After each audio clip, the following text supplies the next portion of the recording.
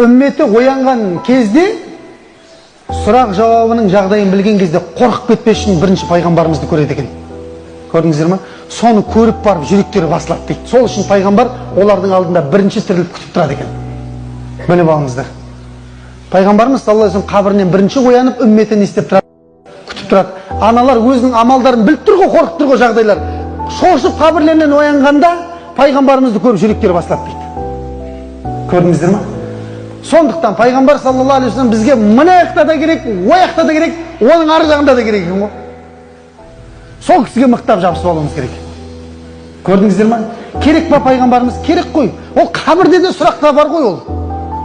Пайғамбарың кім деген сұрақ бар ғой қабірде. Енді соны мысалға мешіттегі жамағаттың 80% білмесе, ол қалай жауап береді ертең мысалға пайғамбарымыз туралы? Оның бер жағында біз иманды қалай сақтаймыз пайғамбарды танымасақ?